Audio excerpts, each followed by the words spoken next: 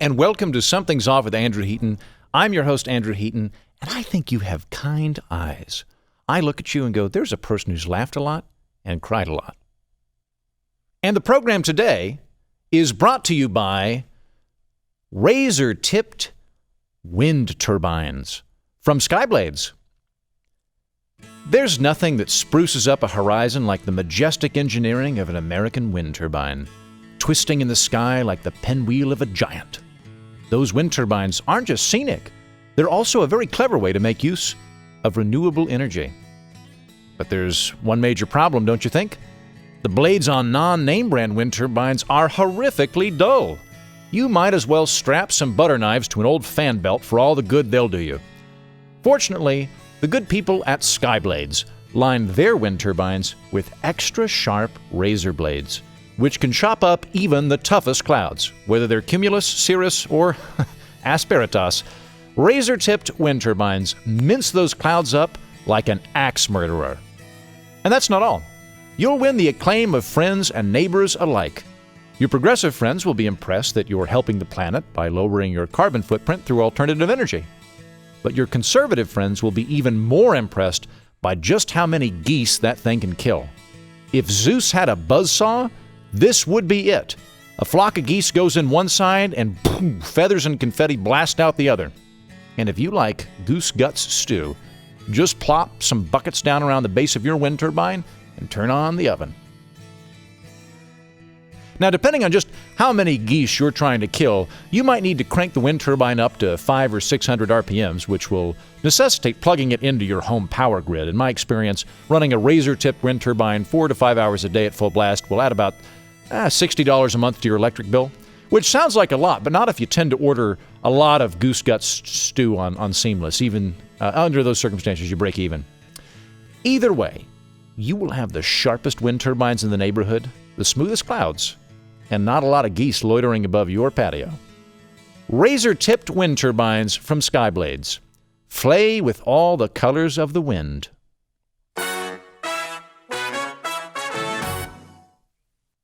And now it's time for Heaton Reviews, where I rank things according to my own metrics. Today, types of eggs. According to which is most satisfying to throw at my boss's house. First, chicken eggs. Chicken eggs are the blood type O negative of eggs to throw at a house. They're readily accessible from grocery stores and fit easily in your hand. Overall, in terms of heft and ergonomics, chicken eggs rank very high to throw at Glenn's house.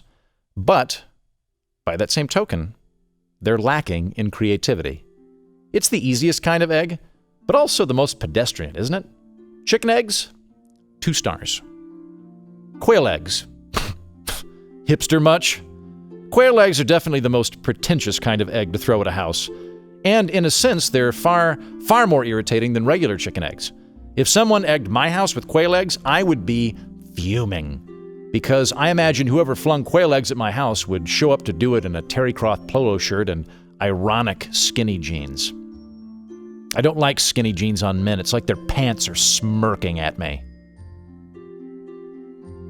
But we're not grading eggs based on how irritating they are. We're grading them on how satisfying they are to throw at my boss's house.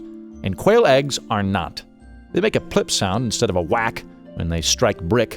And the cleanup is so minute, Glenn might think that a strong wind flung a nest against his house. Quail eggs, 1 star. Ostrich eggs. Ostrich eggs are the mother truckin' hand grenades, that was with a T, hand grenades of eggings. They're twice as big as grapefruit, and their shell is 3 millimeters thick, which is 10 times that of a chicken egg. I checked. When I lob an ostrich egg at Glenn's house, it's going to shatter with a pleasant crashing noise that will probably startle Glenn, plus leave a fairly impressive cleanup job. I'd give them 5 out of 5, but for 2 issues. First, their impressive size makes them ergonomically clumsy. You're basically using your arm as a catapult, whereas you're going to get more torque if you can pitch the egg like a baseball. Second, you can only throw 1 or 2 ostrich eggs before the noise wakes up Glenn, and I'm pretty sure he owns a lot of guns. 4 stars. Duck eggs and goose eggs. I'm lumping these 2 types of eggs together because I think, in terms of throwing them against Glenn's house, they're more or less interchangeable. Now, when you compare duck or goose eggs to a chicken egg, they're more stout, whereas chicken eggs are more oblong, so I think overall the shape is more subtle and calm. They're also marginally larger than chicken eggs, which makes them more fun to heft. They get 3 stars. Rattlesnake eggs. The great thing about rattlesnake eggs is there will be a moment when Glenn walks outside, surveys the bit of eggshells, and thinks, uh-oh, looks like a bunch of rattlesnakes just hatched. And then he'll realize, oh, wait a minute, someone clearly egged my house with all these rattlesnake eggs. But then he'll think, hold on, where did they get so many rattlesnake eggs? There are like 50 rattlesnake eggs here. Can you even buy rattlesnake eggs? What's happening? I need to sit down. Rattlesnake eggs are not as satisfying as chicken eggs on the tactile level. However, they are the most satisfying kind of eggs in terms of psychological warfare. Rattlesnake eggs? 4 stars. Easter eggs. You might be thinking, Easter eggs aren't a type of egg. They're any hard-boiled egg which has been decorated with pastel colors. Well done. But we all know an Easter egg is a chicken egg. There's probably been some guy one time who had ironic glasses and smirky skinny jeans who painted quail eggs to look like an Easter egg. But that probably only happened once, and either way, let's hope that person dies in his sleep. But for the rest of us, Easter eggs are chicken eggs. Nobody's painting rattlesnake eggs with Easter egg decorations. And if they are, they're terrifying. I'm not sure if snake handler churches decorate rattlesnake eggs, but if they do, I am 100% comfortable launching a crusade to destroy them. Anyway, my point is, Easter eggs are effectively chicken eggs, only prettier. So I'm going to give them 2.5 stars. Dinosaur eggs. Now, I say dinosaur eggs, but we're really just talking about fossils, so ultimately we're just talking about rocks. And in my experience, Glenn gets even angrier than usual if you throw rocks at his house, even if you manage to avoid most of his windows. I'd say, on balance, they're just not worth the fallout, and certainly when you factor in cost. They are, by weight, the second most expensive kind of egg. Half a star. Fabergé eggs. Oh man, these are great to throw at Glenn's house. Glenn is super visual and he appreciates artistry. So whenever he comes outside and finds bits of shattered Fabergé eggs laying around, he starts crying. He'll put on rubber gloves and try and salvage the bigger pieces, and then he'll mutter stuff about the detail to attention and all the training and hours that went into making a Fabergé egg. Then he'll stand up and go, why? Why would anyone do this? And you can tell his eyes are watering. The only downside is that Fabergé eggs are pretty expensive, even if you go to the Fabergé egg section on Craigslist, so 4.5 stars. Finally, Emu Eggs. These are the absolute best eggs to lob at a house. I don't know if you've ever seen an emu egg before, but picture a turquoise avocado. They rank highest in terms of sheer aesthetic value, at least among natural eggs that aren't Fabergé. They're larger and more satisfying than a chicken egg, but not as clunky or unwieldy as an ostrich egg. They're about 1 millimeter thick, which gives them a nice crunching sound when they collide with brick, but not so loud as to trip security alarms. Also, I hate emus. They know what they did. So that's kind of a 2-for-1. Emu eggs, 5 stars.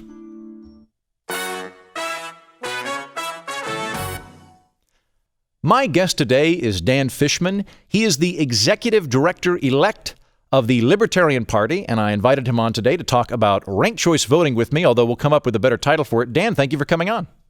It's absolutely a pleasure to be here, Andrew. And congratulations on. So you're the head of the party, or you will be later this month. So the Libertarian Party has a chair and an LNC, much like the RNC and the DNC, a committee that oversees things.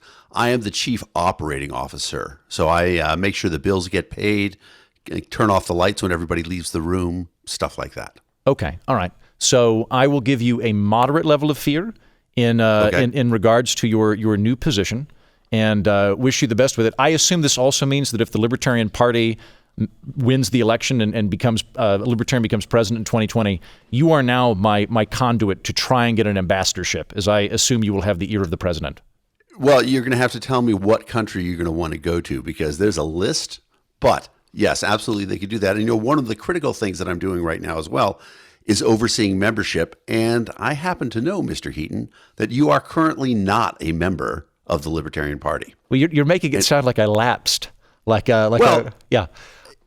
I would say that every now and then, you think about this dedication, and there's no question that you are a liberty movement guy. Everything that I hear from you is, why is government doing this? Why aren't people more empowered? You stand up for all the stuff that the Libertarian Party stands for.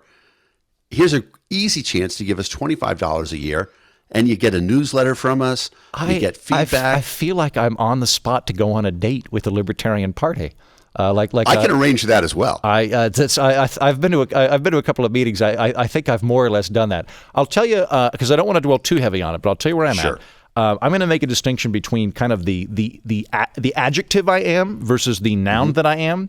The noun is I am. The noun is an independent, and I am loath to join a political group unless there is a direct, practical reason to do so. As in, I want to run for office, or I want to try and weigh in on a primary. But other than that, I would rather maintain my independent identity and the ability to be heterodox in whatever the things are. I'd say the adjective is definitely libertarian leaning, right? Like it's the attitude I have is one which puts liberty and human autonomy at the forefront. But I don't tend to make that I don't know. Like I said, I'm not eager to further. I understand that entirely, and I'm actually not asking you to register as a libertarian. I'm saying you can become a dues-paying member of the Libertarian Party, which promotes a number of libertarian issues, not just candidates around the country. So you could become a dues-paying member. Doesn't change your registration. You can still register, vote in whatever primary you want, all those sort of things. That doesn't change any of this. This is just a $25 thing that says, I support the idea of we are the largest third party in the country, of there being a political movement that is dedicated to liberty. And we actually have Republicans and Democrats who are dues-paying members of the Libertarian Party because they like what we do, what we represent as the voice of opposition to government. Because at various points in time, Republicans and Democrats are also in the party of opposition. So they appreciate the fact that there was somebody there before them.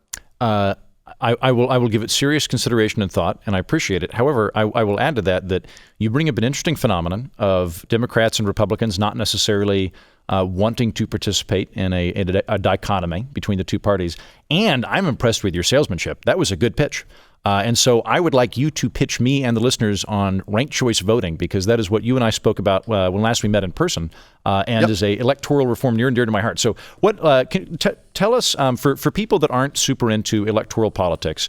I'll frame this real quick. One of the things that's kind of rumbling in the Democratic Party right now is there's a growing desire to scrap the Electoral College. And I think I would be fine with that if and only if we made that popular vote a ranked choice system. If they want to just make it a popular vote between basically two parties, I have no desire to go from one bad system to another bad system. However, ranked choice voting, I think, would be phenomenal because everyone could vote their conscience without fear of having any spoilers in terms of an election. So that's kind of where I'm at. But yeah, what system do we have now? What would ranked choice voting do? So the current system is plurality voting, which means that the person who gets the most votes in the election wins, but that's not a good way to determine a winner of an election. As an example, let's say we were going to have a ranked choice vote about, or let's say we're going to have a vote about what are the best type of eggs to throw at your boss's house, right? We talked about ranking this earlier. If we voted and we had all the options that you listed, chicken eggs would win hands down because they're the most singular popular. And we'd have a problem that the two best eggs, emu and ostrich, they would probably split votes with each other. Yeah. So the ideal way that we would have an election is, let's just say that in the end, the last three candidates, we're going to say it's chicken eggs, emu eggs, and ostrich eggs. Chicken gets 40%, emu eggs get 35%, and ostrich get 25%. So then we would do it in ranked choice voting. We say, okay, nobody's got 50%. And one of the things that we want to have out of the election is electing a candidate that 50% of the people made an affirmative statement about. So we would get rid of ostrich eggs at 25%. And then we would say, okay, the people who chose ostrich, what was their next choice? Well, obviously, none of them would have chosen chicken. But let's say that 5% of them did. But the rest of them chose emu. Now, emu has 55% and chicken egg has 45%. Emu wins. We have a better result than if we had split because there were more candidates in there. I couldn't agree more. I'm going to lab. That was a phenomenal job to do an analogy on the fly. I'm going to lob the analogy I came up with this morning. If we're in Westeros and we get to elect the king, and I like Varys because I want someone to protect the realm, but the two main options are Joffrey and Ramsay, then people are going to go, right, but who do you prefer more? And I'm like, well, I guess I marginally prefer Joffrey over Ramsay, maybe, but I really don't want either of them that much. Under a ranked choice voting, I could go ahead and vote for Varys, but if he comes in at like 15%, then I get to determine which of those two people I want to vote for. Which right now you don't have that option. You can either vote your conscience or you can vote practically. And sometimes they line up, but sometimes they don't. Right. And we have, so there are a lot of examples that I use when I talk about ranked choice voting. The Al Gore, George Bush, Ralph Nader vote in 2000 in Florida is a great example. But in Massachusetts, we actually had the most perfect mathematical example we could have had a month ago. In Fall River, the mayor, who is a man named Jazel Correa, he's been indicted. Oh yeah, we actually covered him on this program. We do a Friday release valve, and he got. Yeah, I'm sorry. Please go ahead and fill us in because I recall the story. So they got a petition together to recall him, and the town of Fall River decided to save money rather than having two separate elections. They were going to have two elections. Smart. The first election is, should we recall the mayor? And the second thing on the question on the ballot was, if we recall the mayor, who would you like to see elected? So on the first ballot, 7,800 people, ended up being 61% of the vote, voted to recall the mayor. So a pretty large majority, 61%, say this guy should not be mayor. But then in the election for mayor, there were 5 candidates. And Mr. Correa got 35% of the vote. And he beat the second place candidate by 250 votes. So Mr. Correa got 35% of the vote. The second place candidate, Paul Coogan, got 34% of the vote. So 1 percentage point. And of course, there's 31% out there who voted for other candidates.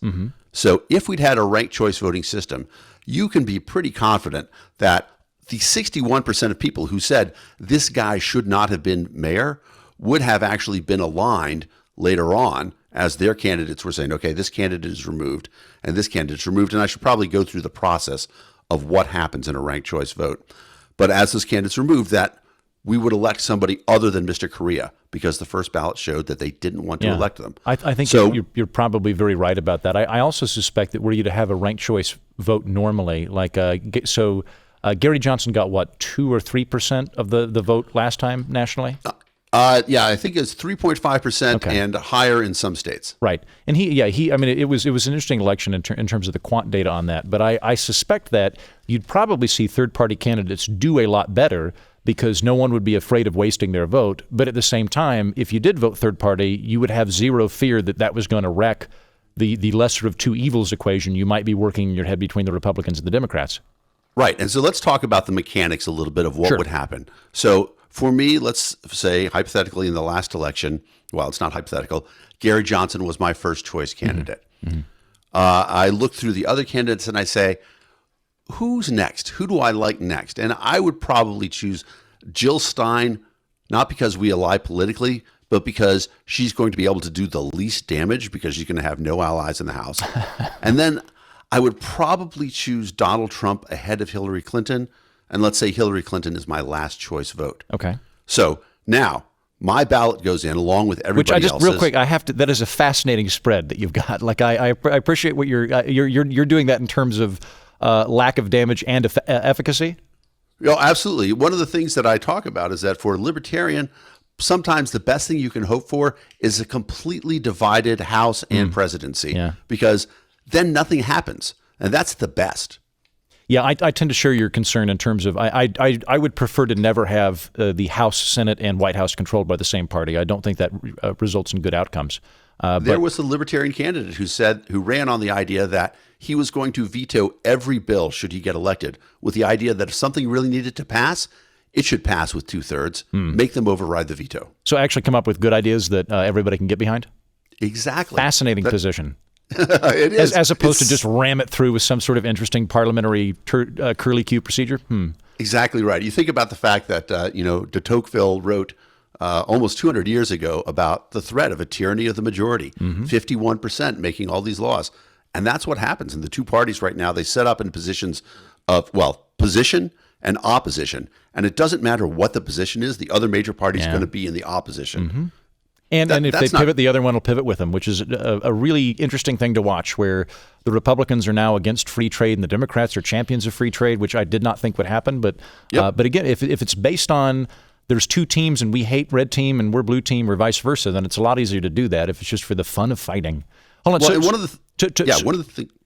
I was going to say, to go back a little bit. So we outlined this preferred scenario. So I voted for Gary Johnson. Yeah. Right. I voted for Gary Johnson first, Jill Stein second, Donald Trump third, and Hillary Clinton fourth. Mm-hmm. So they tally up all the votes, and at the end of the first cycle, Donald Trump has 46%, Hillary Clinton has 45%, Gary Johnson has 4%, and Jill Stein has 1%. Mm-hmm. So they say, okay, Jill Stein is out. Mm-hmm.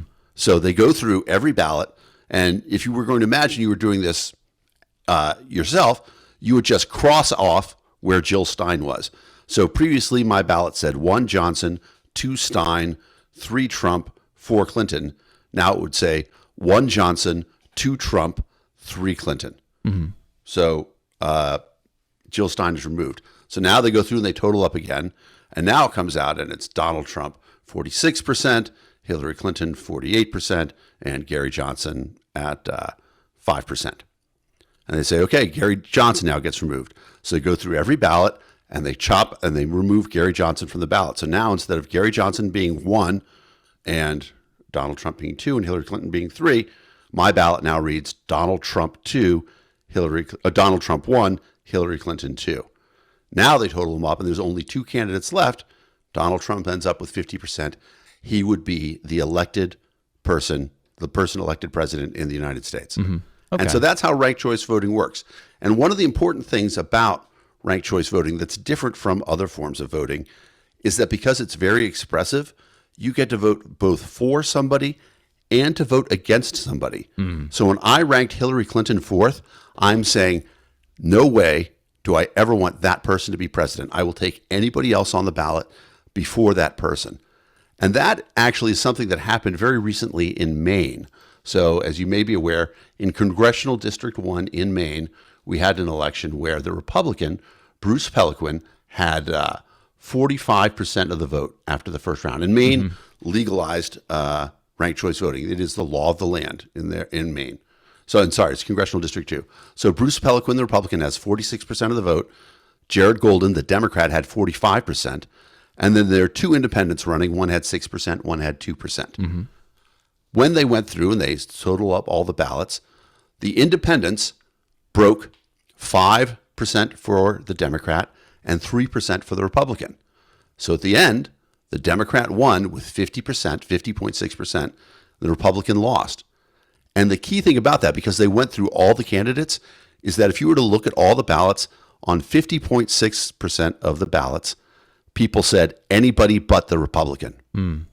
And so the independent voters didn't get the candidate they wanted, but they did get their wish, anybody but Bruce Peliquin. Yeah. And that I think that you're kind of I think the French maxim is that, the first round you select, the second round you elect. You get to both you get to express your preference while at the same time having your sort of practical backup option without the two being in conflict with one another. So Maine, I'm aware that Maine does that, and I think that happened maybe 2 to 4 years ago. I was excited. 2016 they passed it. Right. 2018 was the first election that was governed. Are there any, like California? I think has a different system where, and I don't think it works as well based on my understanding. It's something like top 4 what California has is called. Well, they have what's called top 2. Okay. And top 2 is very much not ranked choice voting, because what happens is, and they're trying to address the same issue, which is that right now the parties, in America, we're really good at processes, right? The assembly line, Henry Ford, learning how to refine scientific research. We're really good at doing things. We're good at business. I can't remember who said the business of America is business. I think that's so at one point in time, we realized that we should apply business tactics, business strategy to elections. And the parties did that. And the parties have become really, really good at winning elections now. Mm-hmm. So what they do is they've realized that what wins the election so much is not the candidate who's running, but fear of the other side. Mm-hmm. And they have used that to really polarize us. The people themselves, I mean, I travel the country quite a bit. I talk to people. We are not as divided as the rhetoric that comes out of the parties would have us believe. but they use that to make us vote. And so one of the nice things about a ranked choice voting system is that it fights against that polarization, because now if I am a candidate running, and so this is something that happened in Maine as well. So Eric Brakey was a Senate candidate running in Maine. He came to the Libertarian Party convention and he said, Libertarians, I am not here to ask for your first place vote, because I also self-identify as a libertarian. I want you to vote libertarian. I want people to see how popular and how strong the libertarian movement is. But I want your second place vote, because these are the 6 main issues that we identify out, that we agree on, and the 3 issues that we don't. As for my Democratic opponent, here's the 1 issue that you agree with him on, and the 8 issues where you don't. So him coming and asking for a second place vote, you think about how that changes our country when we do elections, right? How different is the election if Hillary Clinton says, you know what, I'm going to need some libertarian votes to win. Mm-hmm. How does that change her positions? How does she start talking about legalizing cannabis? I mean, so a great example of this, I often talk about how politicians will say anything they can to get elected. Mm-hmm. So in 2008, Hillary Clinton on the campaign trail says that she believes marriage is between a man and a woman. Yeah, I remember that, yeah. And suddenly, 3 years later, she has a revelation. And, oh, no, you know what? Marriage is for everybody. Now, did she actually have a revelation? It should just be between very powerful people in order to help their careers. That's the proper role of marriage, right? Right, and they should be blessed by Hillary Clinton. Right. But did she do it, or did she actually throw one of her demographics under the bus so that she thought she could win an election? Did she think, oh, this is a politically losing thing, so I don't care about these people's civil rights? Of course, and we know that's what happened. Yeah. Candidates are afraid to try to get second place votes. They're afraid to have any position other than the polarized position that's set out. And ranked choice voting directly addresses that. So in California, they passed Proposition 14, I think it was 8 years ago. And what that does is it says that it's an open primary. Republicans, Democrats, Libertarians, Greens, everybody runs in the same primary. And the idea is that the top 2 then will have a runoff. And I can see where this is going. I can see how this works out well for Democrats, but continue. Well, the idea behind it is that you would elect the more moderate candidate. So, if you got 2 Democrats elected, the Democrat who's going to be able to get the most votes from the Republican, or if you had 2 Democrats go through to the general election, the Democrat who could get the most votes from the Republican has a pretty good chance of winning. So you're electing a more moderate candidate, which is their idea. However, it's still not the same, because there are all these other candidates who have been sort of pushed aside because they couldn't get to that threshold. And all those candidates all the people who supported the diverse number of candidates didn't really get a chance to express how they rank the candidates against each other. You still only get to vote for one person. I believe that an election that includes you being as expressive as possible about all the candidates benefits all of us, because we see where we really are and how we're spread out.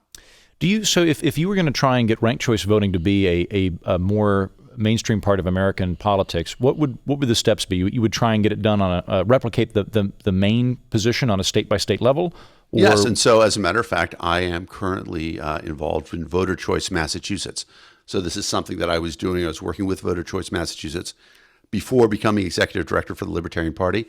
And the Libertarian Party does actually have a statement about what they think in terms of ranked choice voting. Mm-hmm. So there are other models out there. There's approval voting, where you've probably done an approval vote where you check off everybody who you think is good for the job. Okay. There's a thing called Condorcet, where actually every candidate runs against every other candidate in this crazy round robin thing. It's very interesting. It's very complicated. I don't think it's a great way to do it. So, but the one thing that's clear is that when we have an election that a person can win with 35%, and the second place candidate has 34%, and we know all the other people didn't want to see that 35% candidate win, that's a bad system. Plurality voting is the worst system for electing a candidate that actually still involves voting and electing. Particularly right now, I mean, you brought up a minute ago that we're not as divided as the rhetoric would indicate. And that's been one of the interesting things for me to find over the course of doing this podcast is I went in going, wow, we are so polarized and divided right now. And that's true amongst basically the media and people in politics. It is very divided and it's very well sorted, but for the majority of the country, there's significant ideological overlap. There's much higher temperamental tolerance for the exhausted majority than there is progressive activists and conservative activists. And there's a huge amount of kind of Venn diagram of calmer people in agreement with each other that we don't take into effect. And then the other consideration to look at there from a demographic perspective is if really everyone in the country actually wanted to be a Republican or a Democrat, maybe a first past the poll system like we have here would make sense. But right now, I think independents are at 40%. Like we are the largest voting bloc in the country. There are more independents than there are Republicans or Democrats at this point because both of the parties are so awful. No one wants to be a part of them.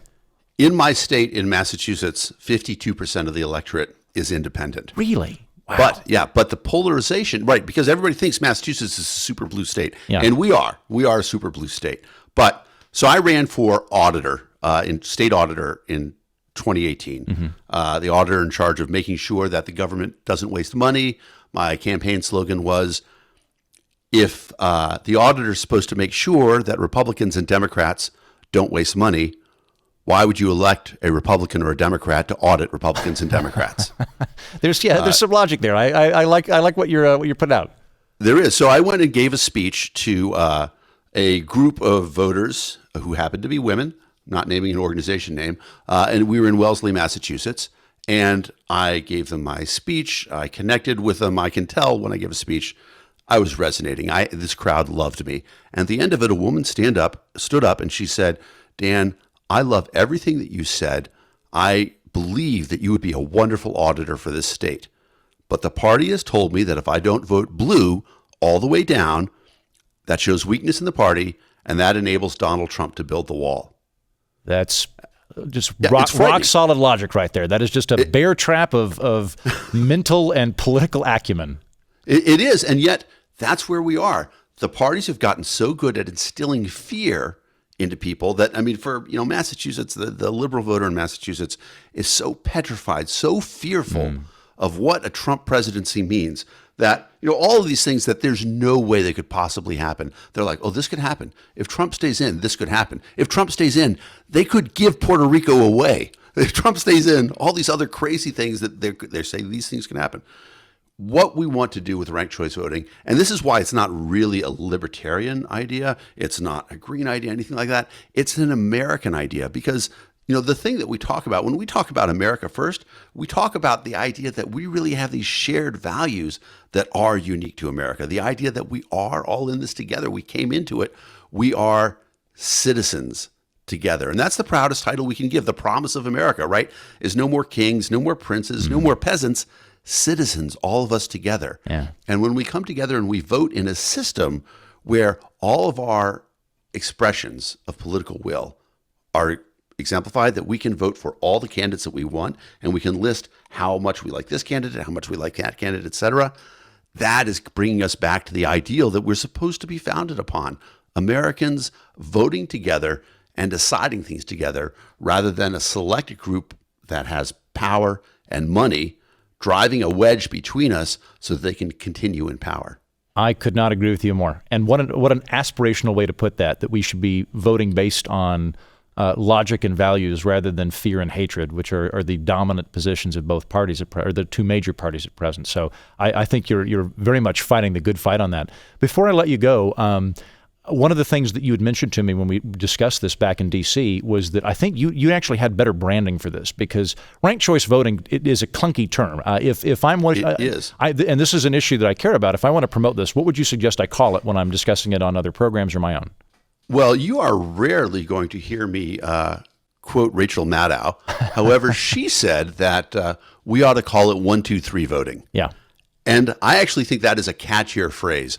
Sometimes people say they want to call it instant runoff voting, IRV. If you talk to election nerds, guilty, they understand that term because it's an older mathematical term. But I think 1, 2, 3 voting makes everybody understand that's what you're supposed to do. And you look at the countries that do it very successfully. So it's used in Australia right now for their House of Representatives. Ireland uses it for their Parliament. UK uses it for their political party leaders. And then a lot of cities in the United States use it. Cambridge, Massachusetts, a few other places. And in those places, the name is, the name is whatever you're doing. We tell people that you have to rank your votes. I agree. Ranked choice voting is kind of clunky. It's what stuck. It's what passed in Maine. So I believe that it has legs. It's politically viable. I think Rachel Maddow might have had a good idea to call it 1, 2, 3 voting, whatever we call it. And there are different things. So as an example, to go back to your boss, who I believe is based out of Utah, they just passed ranked choice voting for all the municipal elections in Utah. Oh, really? Yeah, and so that's a pretty big win because it gives an example that, if we say it passed in Maine, well, Maine's sort of an independent state that they elected independents for governor. Yeah, they've got exactly right. If we pass it in Massachusetts, we're a very blue state. But for it to go into Utah, which is probably the reddest of the red states, we're showing that it's not really a movement that is one party or another, and we encounter that all the time. In fact, the parties are starting to wake up. The party apparatus is starting to wake up that ranked choice voting might actually threaten the strategy that they've worked out. So I see a lot of extreme Republicans arguing right now saying this is just a plot by the Democrats to allow them to win. And I see a lot of far-end Democrats saying what this does is this allows the very wealthy to spread their money and put 30 candidates on there and dilute the vote. So you see the party apparatus starting to realize this threatens their rule. This threatens the plans that they have in place. And I like that. Yeah, that's how I would know that it's actually working. I would love nothing more than to just break apart the two-party monopoly that is, I think you very, very succinctly put, is accumulating voters based on fear and other negative emotions. That would be great. Well, Dan, thank you for coming on. Congratulations on your forthcoming position. And thank you very much. Thanks for coming to talk to us about 1, 2, 3 voting. You bet. I'm happy to follow up with you on that membership at some point in the future. Sounds good. Thank you. All right, a little bit of listener feedback before we wrap up the program. Chaz7 says, Andrew stole my lawnmower. Thankfully, he eventually returned it and filled it up with gas. One problem, though, my lawnmower is electric and battery-powered. Not sure why he ruined it with the gasoline. Maybe because I'm one of his few Los Angeles listeners and he was getting revenge. Well played, sir. Well played, sir. You guys know I have a YouTube channel, right? If you search Something's Off with Andrew Heaton on YouTube, you can subscribe to it and try to figure out which days I'm wearing pants and which days I am not. I'm seated, so you're going to have to go based off my expression, but a couple of you have gotten pretty good at figuring it out. In case you're curious, no, today I am not wearing pants. But more importantly, have you subscribed to this podcast yet? On iTunes or Stitcher or Google Play? Really? You should subscribe to all 3 of them. In fact, tomorrow at the office, ask to show one of your coworkers a neat new app on their phone, and then as soon as they hand it to you, just subscribe to this podcast. That's what you should be doing. Promote the cause. Remember, you can always tweet me at Mighty Heaton or Facebook me at facebook.com/Mighty Heaton, or even email me by subscribing to my newsletter at mightyheaton.com and just replying when I send it out, sometimes on Fridays. If you've subscribed to this podcast, go ahead and rate it too, if it's positive. If it's negative, just email me your feedback in the form of a haiku. But if it's positive, put it up there because that helps other people discover this here political orphanage. Thank you and good day.